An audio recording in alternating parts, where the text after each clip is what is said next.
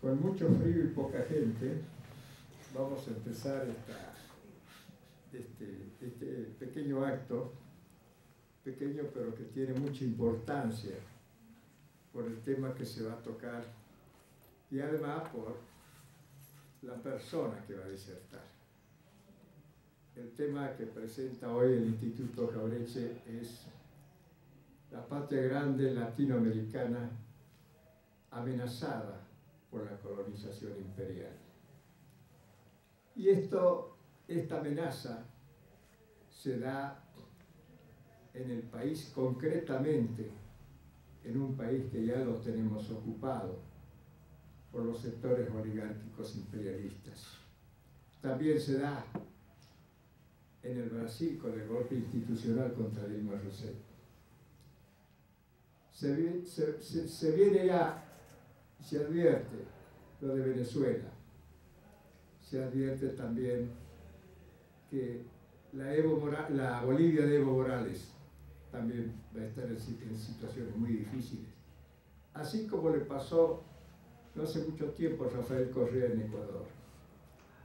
Y estas situaciones a los que apela el imperio en su afán de recuperar lo que consideran, lo que han considerado siempre su patio trasero, ya lo han ejercitado en Honduras con Zelaya, ya lo han ejercitado con Lugo en el Paraguay.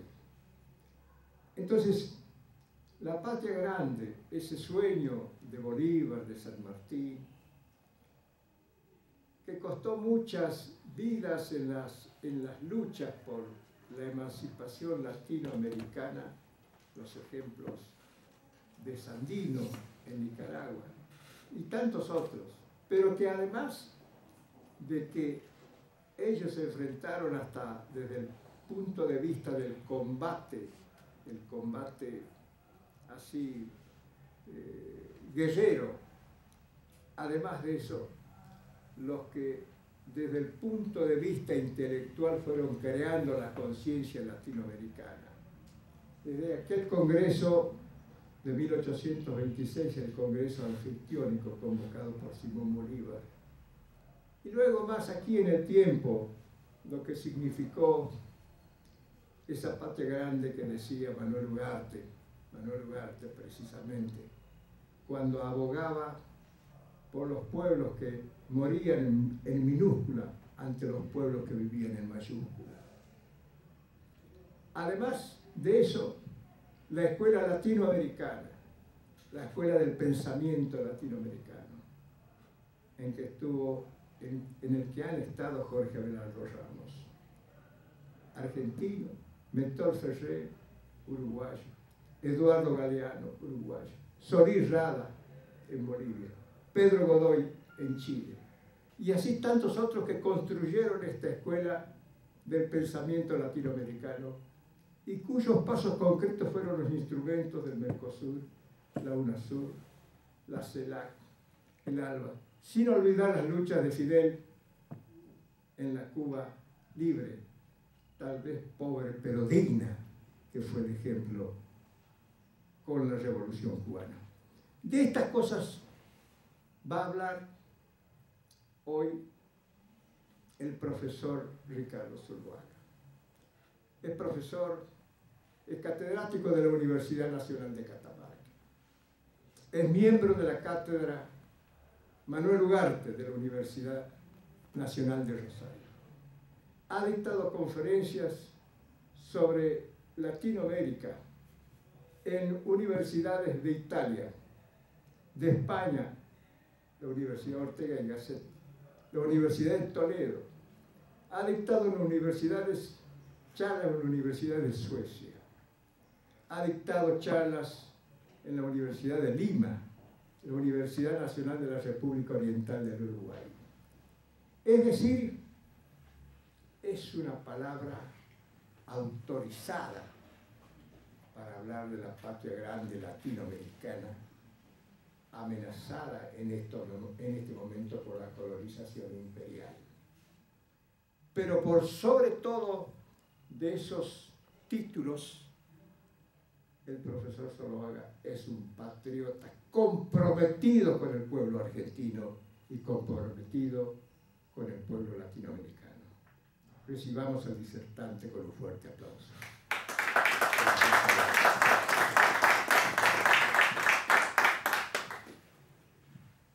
Bueno, gracias. La verdad, la gran economía suya, del doctor Herrera, y de compañeros que encuentro en este momento, compañeros de los años 70, que, como decía Lenin, se mide la militancia acorde cómo está gastado el zapato, la suela del zapato. La militancia nuestra se medía por la cantidad de sándwiches de mortadela y algún vaso de coca o un poco de vino tinto agrio por ahí. Pero seguimos militando y me ha tocado encontrarme hace poquito con varios compañeros que hacía más de 20 años que no los veía. Acá lo tengo también al compañero Jaimovich, Tutti, Estanciero, el compañero que yo cuando volvía de Europa tuve la posibilidad de incorporarme a lo que era el movimiento que tenía Patria y Pueblo, con el señor Bailón Jerez. Y por cierto, ese encuentro se hizo con el reciente fallecido el compañero Lacroix en Tucumán, a donde usted asistió. Bueno, en primer lugar, han pasado más de 20 años que he vuelto a Santiago del Estero y para mí es no sé, me emociona mucho porque a los 18 años vine y hace un rato le conté a su hija de una aventura que tuve cuando no había los supermercados con las cámaras, como es ahora el Big Brother. Entonces, anoche al llegar y tener un viaje y de estar despierto de las 6 de la mañana y tener una plática hasta las 12 de la noche y dormir 4 horas y después ir a 2 programas de radio que usted me tuvo bastante cortito y me llevó a todos lados, y perdón, yo duermo de día, me siento tan bien que para mí me emociona mucho porque voy a entrar a los 60 años y todavía sigo sosteniendo, y lo voy a sostener hasta los últimos días, el pensamiento nacional y Latinoamérica, y mayormente la Unión Latinoamericana. Hace más o menos, quizás 7 años, hemos viajado a Buenos Aires y hemos presentado los 40 años que cumplía la historia de la nación latinoamericana de Abelardo Ramos. Oh sorpresa que ahí me encuentro con Bettol Ferrer, que hacía mucho tiempo también que no lo veía. Me encuentro con otros compañeros de la izquierda nacional y del pensamiento nacional. A su vez, este libro está vigente y ha sido entregado, por ejemplo, al comandante Chávez. El embajador uruguayo que estaba en Uruguay, el embajador ecuatoriano que estaba en Uruguay, Bettol lo saca y lo lleva para la charla. Y en un momento, que antes de comenzar a hablar, me cuenta, yo me formé, antes de ser profesor de filosofía, con el libro de Abelardo Ramos en el Ecuador. Entonces, este libro, que tiene una vigencia tan grande, que no tan solo está formado y compaginado pura y exclusivamente por ramos, sino que también es todo un conjunto, un colectivo de grandes pensadores que hubo en esa época, que apareció cuando alguien clasificó a lo que le llamó en aquella época la izquierda cipaya el aluvión zoológico, el 17 de octubre.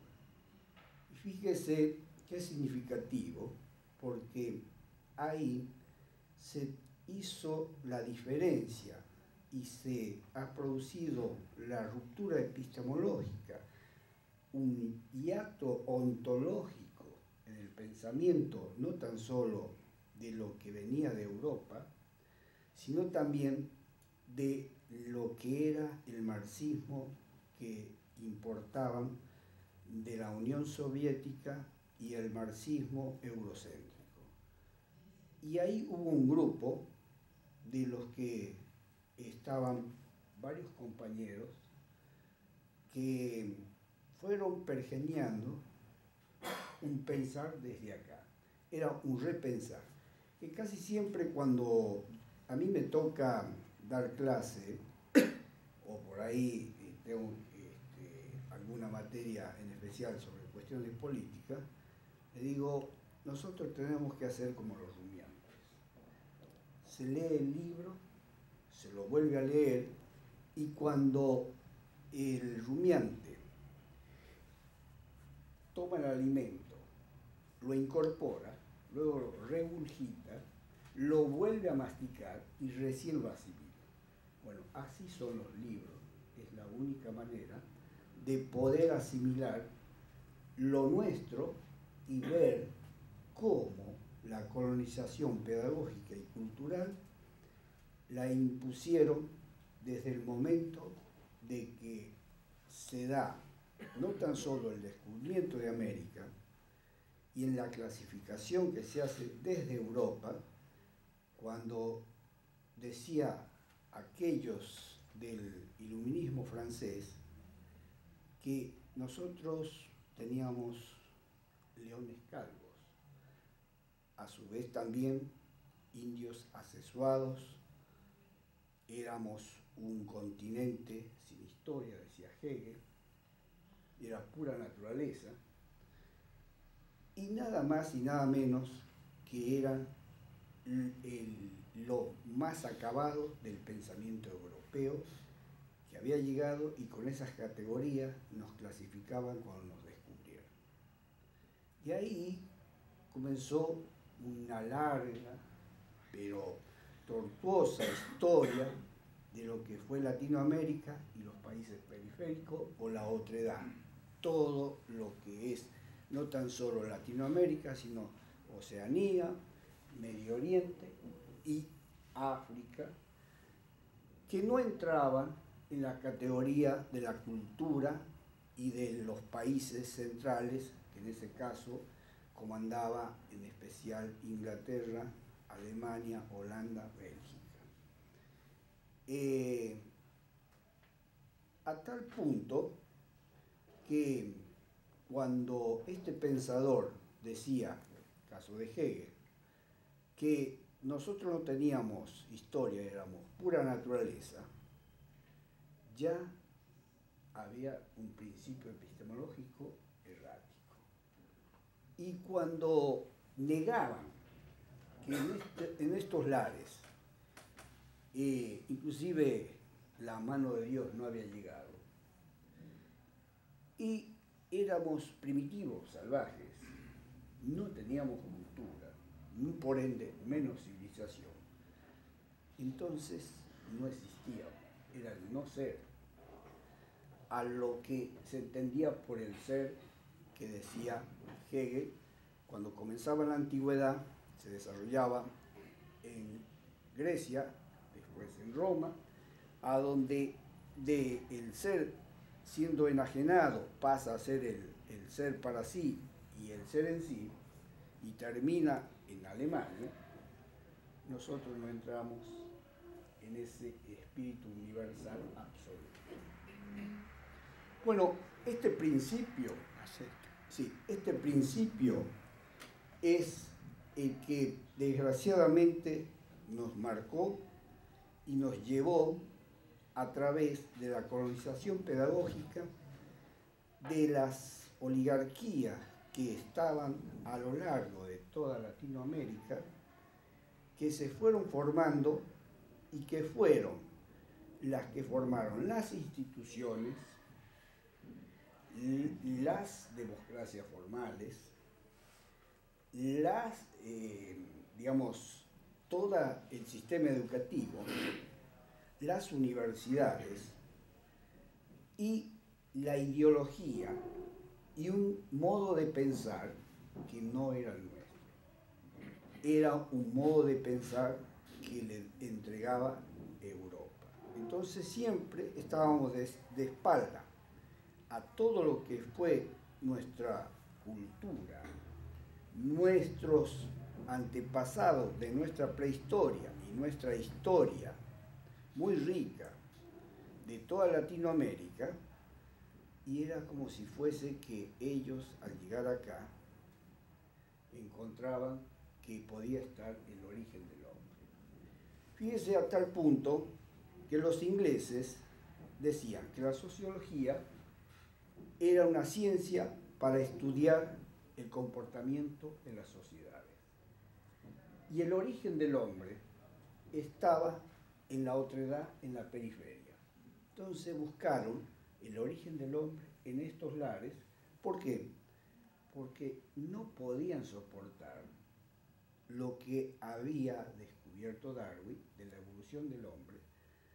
Entonces, en su teoría, y ahí surge una nueva ciencia que se va a llamar la antropología, una ciencia hija del imperialismo inglés, el cual empieza a venir, y que se llama etnografía en ese tiempo, llegan y comienzan a hacer las clasificaciones y todos los estudios, pero con las categorías de Europa. Luego comienza un repensar, como digo yo, ese rumiar de nuevo, todo nuestro pasado.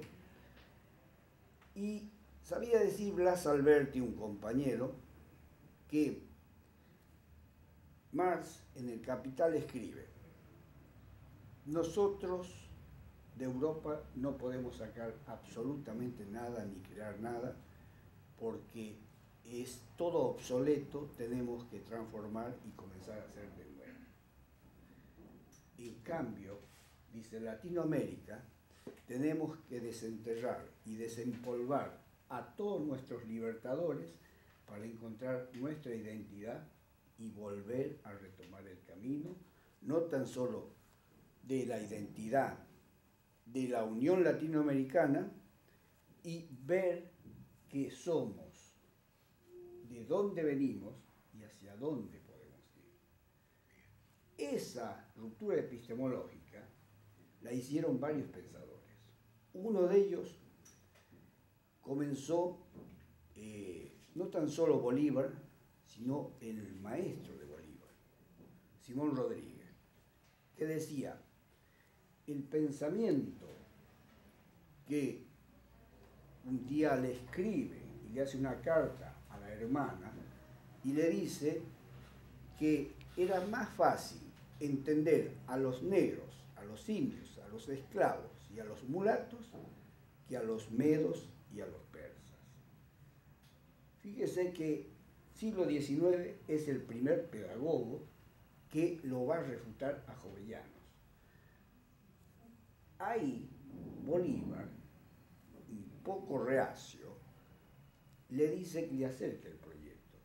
Cuando llega el proyecto y lo ve, bueno, hágase cargo y comienza a viajar Simón Rodríguez, siendo un hijo expósito, o sea, un orejano, llevando no tan solo por lo que fue Latinoamérica, sino que viajó a Europa y escribió un libro que se llama La isla de Robinson.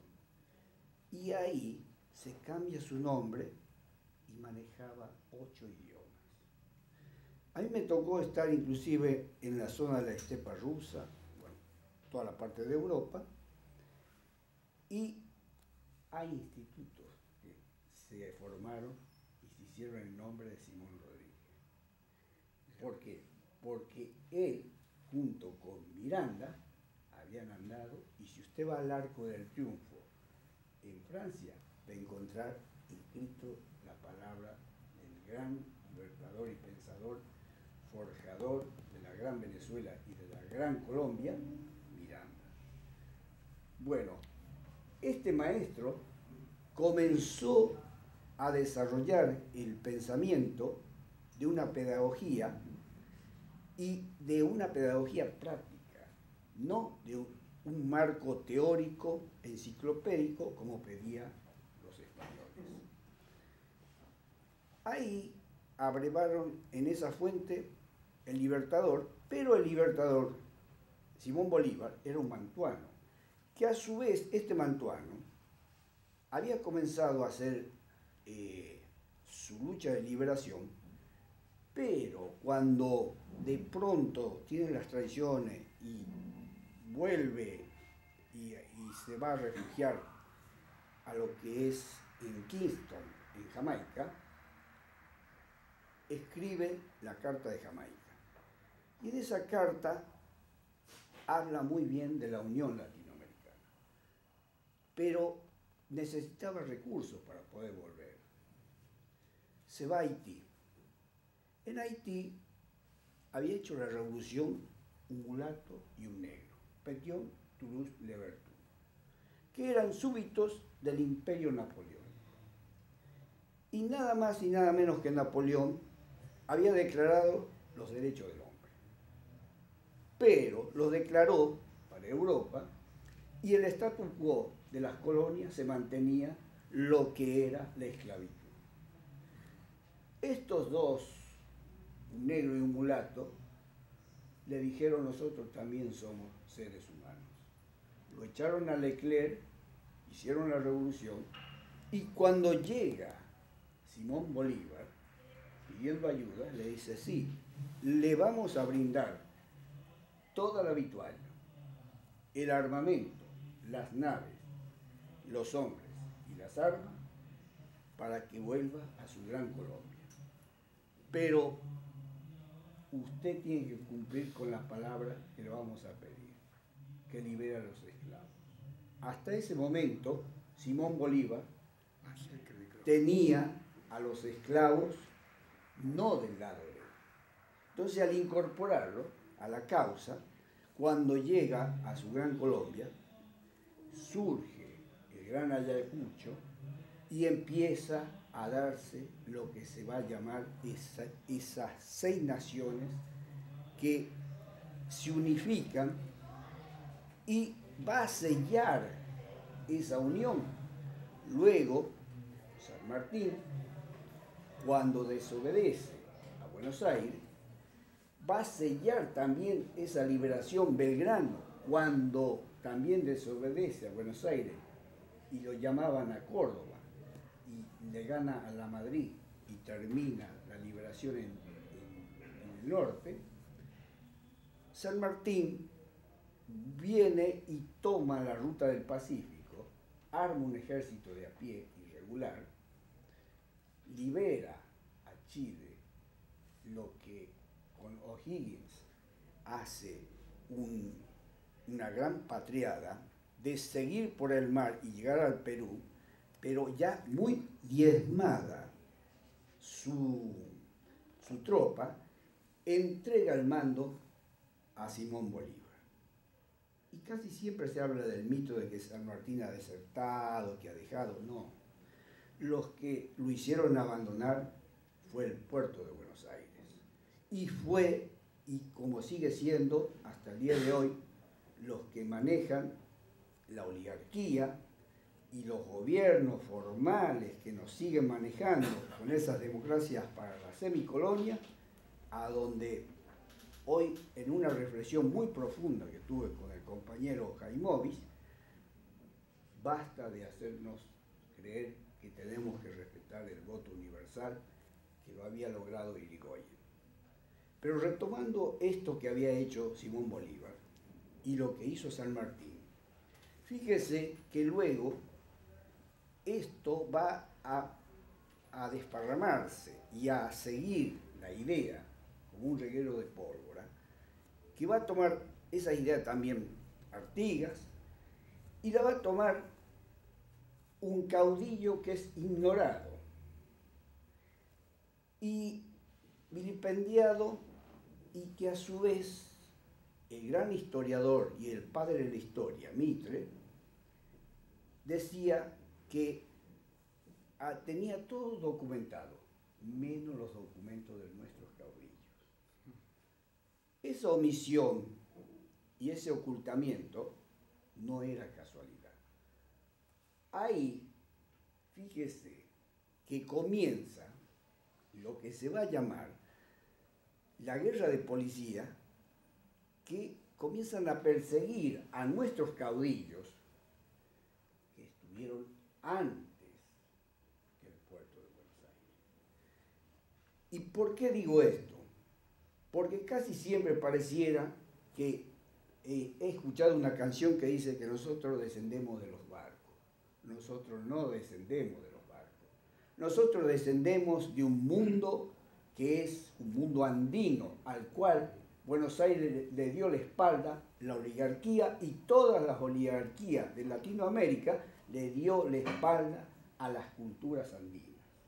Entonces, esa parte es ignorada hasta el día de hoy, porque el puerto, más esa ciudad cosmopolita, que no se sabe qué es, pero sí sabe muy bien qué es lo que quieren, y son sus grandes negociados, y tener el poder, han ignorado toda nuestra cultura y nuestra prehistoria y nuestra historia.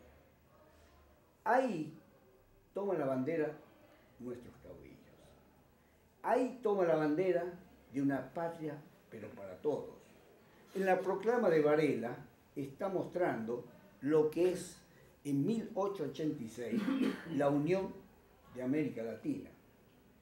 Y le dice a los porteños, y lo digo con todas las letras, que no puede ser lo que han hecho con el Paraguay, que no puede ser toda la ignominia que ha sufrido el interior por tener, como decía en aquella época Tejedor, salven a Buenos Aires aunque perezcan los 13 ranchos. Pero, fíjese que nosotros comenzamos mal, ¿sabe a dónde? Cuando Mariano Moreno, ahora que pasó el 25 de mayo y desapercibido por este inefable señor ingeniero, que no sé de qué se recibió, porque los ingenieros creo que tienen algo de ingenio, acá él presenta un plan de operaciones, y ese plan de operaciones decía, una patria es independiente, libre, soberana, y le escribe a los hacendados diciendo que las tierras ociosas, más una renta que le iban a cobrar para poder industrializar el país y desterrar para siempre el libre cambio. Fue vetado nada más y nada menos que por Saavedra, a favor de los tenderos, de lo que fue el puerto de Buenos Aires, la oligarquía y la pandilla del Barranco, y ese modelo agroganadero exportador está vivito y coleando hasta el día de hoy, salvo con pequeños interregnos que tuvo en lo que es el movimiento de Irigoyen y el movimiento de Perón, los dos movimientos nacionales.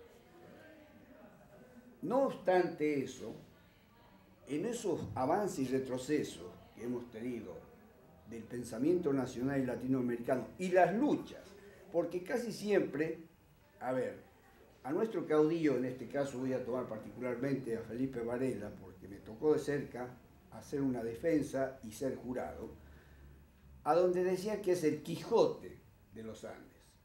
Varela no fue un Quijote de los Andes.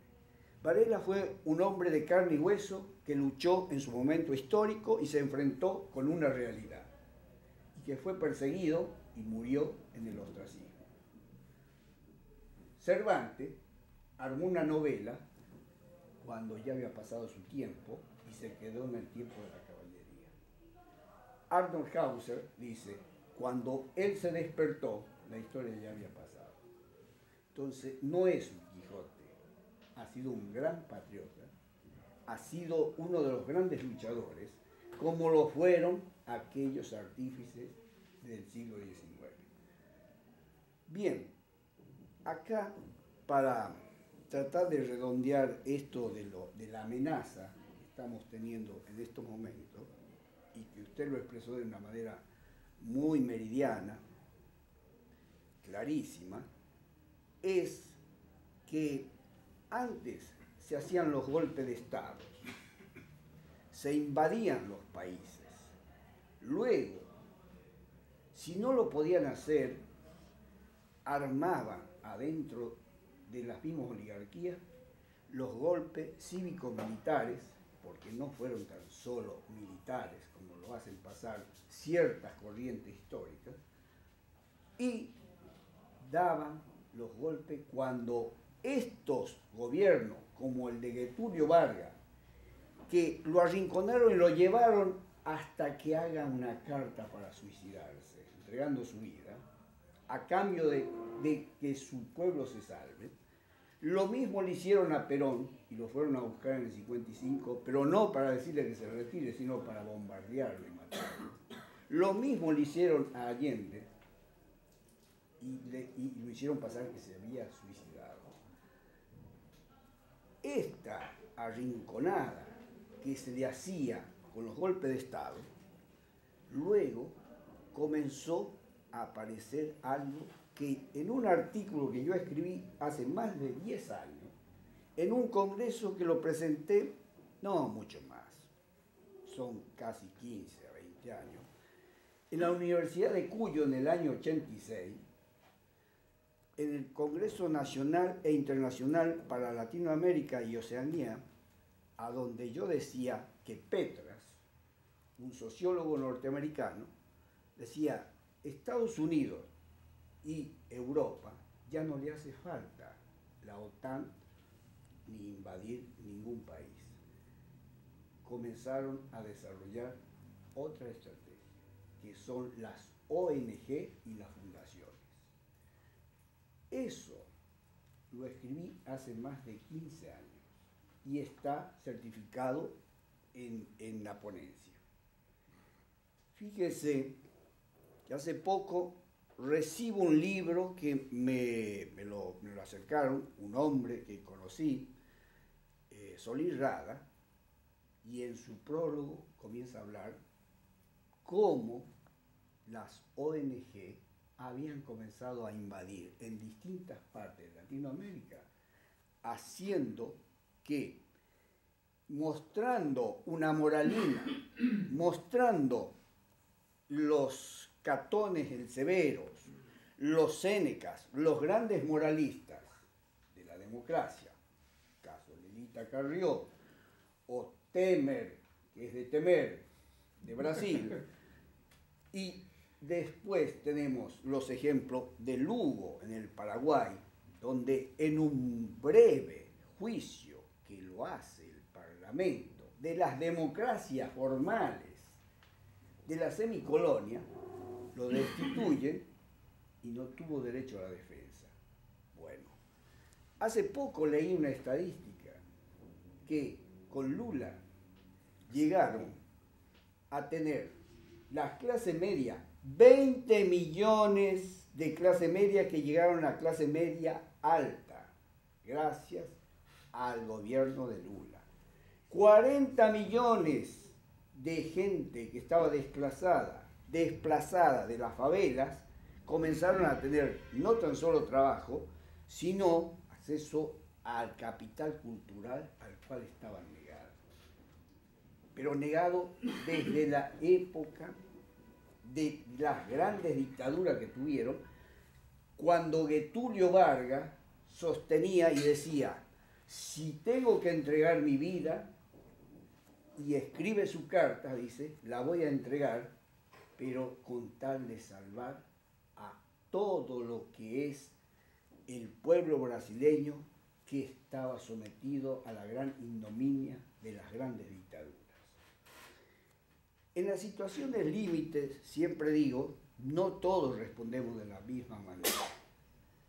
Getúlio Vargas entregó su vida y fíjese que siendo 6 veces presidente y elegido por el voto, terminó suicidándose en Catete, en Río de Janeiro. Lo mismo le hicieron a Allende. Eso es un ejemplo que también fue muy contemporáneo con lo que le pasó a Perón, porque eso fue en el 53.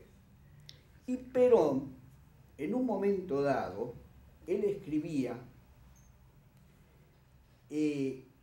dice, cuando él quería armar el ABC. Ese ABC era la unión entre Chile, Argentina y Brasil. Ahí estaba el proyecto de Getúlio. Bueno, ahí hablaba Perón, decía, nosotros tenemos que unirnos y tratar de hacer la unión y tener no tan solo esa identidad que nos arrancaron, sino crear nuestras propias instituciones, nuestro comercio interior, manejar a través del IAPI el comercio exterior e interior y a su vez empezar a desarrollar lo que es la Unión Latinoamericana. Y ahí surgió una palabra que decía unidos o dominados. Manuel Ugarte, en El dolor de escribir, decía también, tenemos que empezar a ver con nuestros propios ojos, a escuchar con nuestros propios oídos, y de ahí vamos a comenzar a ver que nuestra realidad es la que tenemos que transformar y es la única que tenemos, es la unión de Latinoamérica. Y él decía, cuando le contestaba en aquella época, cuando decía América para América, y le dice Latinoamérica para Latinoamérica. Y cuando pregunta ¿quién vive ahí? Latinoamérica. Eso lo decía Manuel Ugarte, que dio su vida llevando el pensamiento de lo que fue la reforma universitaria por toda Latinoamérica y a su vez terminó en la miseria, digamos, en el destierro, en el ostracismo, como nuestros grandes patriotas y libertadores, porque nuestra oligarquía los ignoró y los ha tapado para siempre. Los enterró y ahora, por eso, vuelvo a retomar lo que decía Blas Alberti, para poder encontrar nuestra identidad, tenemos que desempolvar y volver a retomar el pensamiento de nuestros libertadores y dejarnos del gran cipallismo, que hace poquito me tocaba leer un libro abominable que escribe Piketty, que se llama El Capital, y me entero que el señor no había leído El Capital. Y yo a los 18 años leí El Capital. Y no es porque yo lo leí porque estaba de moda, porque tenía que rendir un práctico. Entonces, eso nos quieren venir a enseñar que el capital global había que hacerle una especie de impuesto para poder mantenerse dentro de este contexto del capitalismo mundial transnacional, la globalización. Bueno, esos son los movimientos que se están dando en las luces mortecinas que daba aquella ilustración de la Francia, ¿no?, que están arruinados totalmente desde el 2008 hasta ahora, cuando quebró el Lehman Brothers y todos los bancos, y con la plata del pueblo fueron a salvar los bancos y no al pueblo. Lo mismo se hizo en Europa, en la eurozona. Y cuando estaba en un tiempo yo viviendo en Suecia, se hizo el Tratado de Maastricht, la Unión Europea. todavía no surgió el euro, era la Comunidad Europea. ¿Era para qué? Para tratar de sacar no tan solo del mercado a Japón y a Estados Unidos, sino a un gigante muy grande que aparecía, que era China. Y decía, no nos interesa si China es comunista, sea lo que sea, pero nosotros queremos que Europa siga siendo Europa.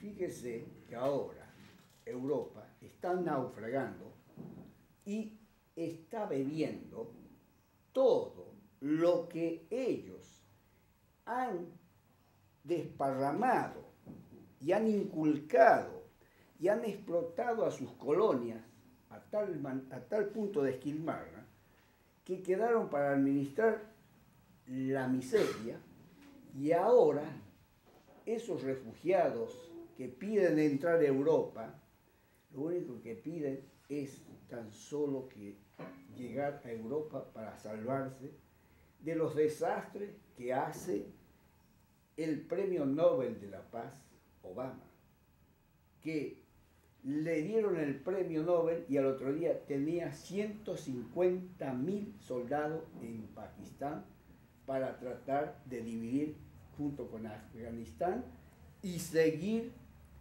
su gran raíz, que era tomar el Medio Oriente y apropiarse de lo que es la media luna fértil, que la hicieron pedazo, ¿sí?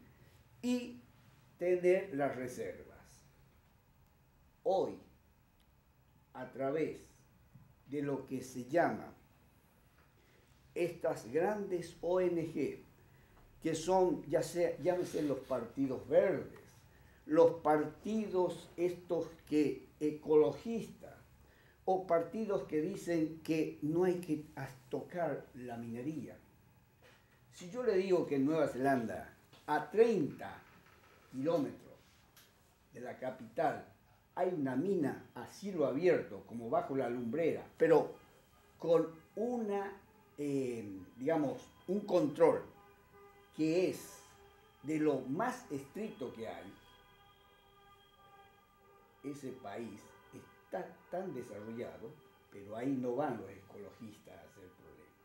En cambio nosotros, es como decía Trotsky, los civilizados nos cierran el camino a los que nos queremos civilizar. Por eso no podemos llegar a ser nosotros un país independiente y seguimos siendo la semicolonia, seguimos siendo, aún de una manera, digamos, camuflada, con democracias formales, mostrándonos que con los commodities, que es la exportación de la materia prima, nada más, eso es, no es otra cosa, vamos a lograr la independencia. Estos países, en especial Latinoamérica y el mundo periférico, mientras no haga su revolución nacional y nosotros no hagamos lo que es la gran nación latinoamericana y desarrollemos nuestro ser latinoamericano, que ya lo tenemos como etos de nuestros antepasados, lo único que tenemos que hacer es de una vez por todas lo que no pudieron hacer los dos grandes movimientos nacionales, enfrentar a la oligarquía, que, oh sorpresa, los sociólogos no la nombran, no la muestran, pero está. ¿Sí? Entonces, ¿qué sucede? Cuando de pronto se habla de la vacuidad de todas estas democracias, en Argentina, de la vacuidad de lo que se habla en Brasil, de los papeles Panamá o papeles estos que aparecieron, que fíjese que en Islandia el primer ministro renuncia y Cameron, el primer ministro inglés, está sospechado y le pidieron por favor que diga la verdad cuánto tenía. Nuestro inefable ingeniero sigue sosteniendo que todas las cosas son del padre. Esto me hace recordar a algo que decía Freud.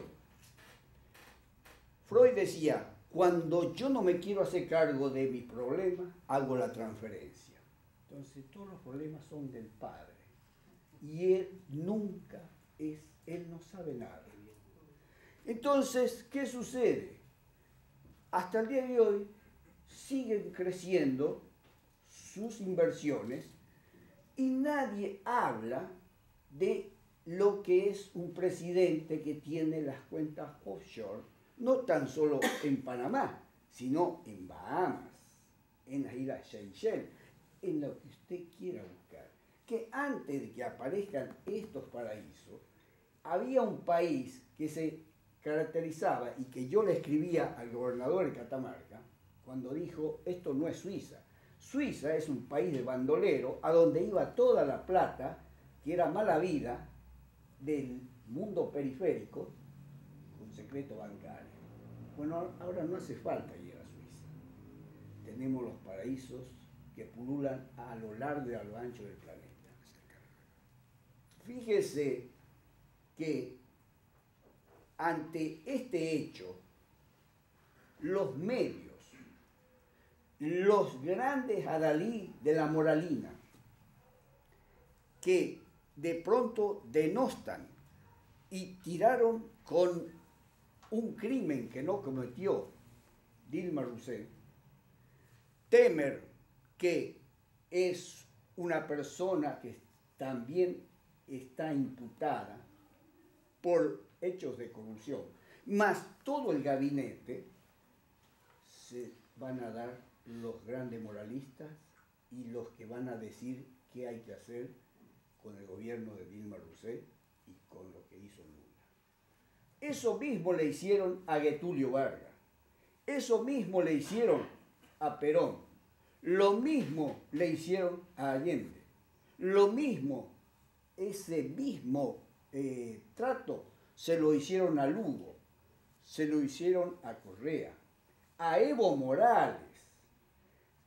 Están, digamos, erosionando todos aquellos países que habían comenzado a retomar el pensamiento de nuestros libertadores y empezar a forjar lo que es el Mercosur, instituciones, herramientas válidas, el ALBA, el Mercosur, el UNASUR, el CARICOM.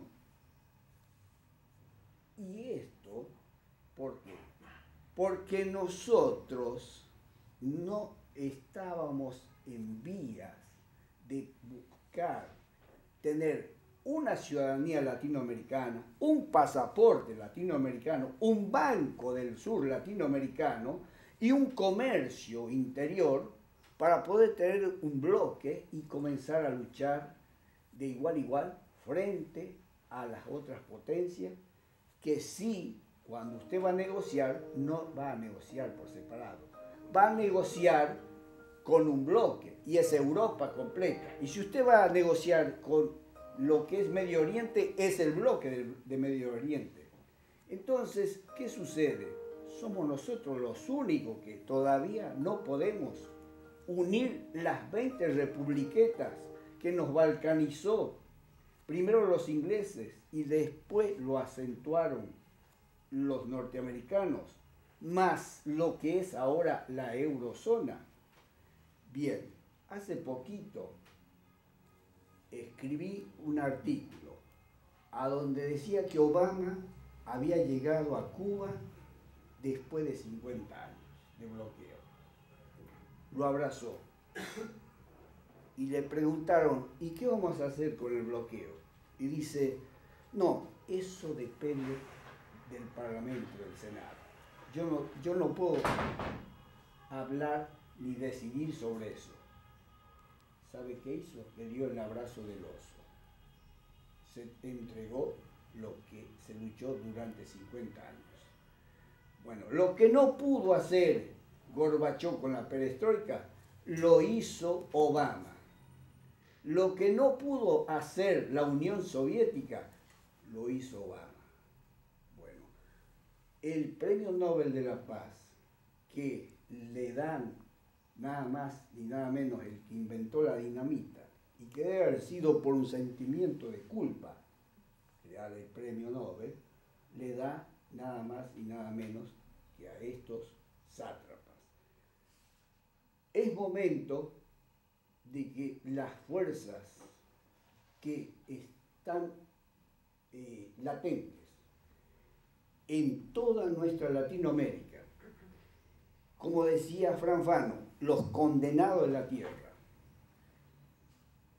es el momento en que tenemos que formar y volver a repensar lo que han hecho nuestros libertadores, profundizar el pensamiento nacional latinoamericano y basta de estas democracias formales con ese ribete que nos muestran como si fuese que se dan los tres poderes que escribió en El espíritu de las leyes Montesquieu, que no existe, existe un solo poder.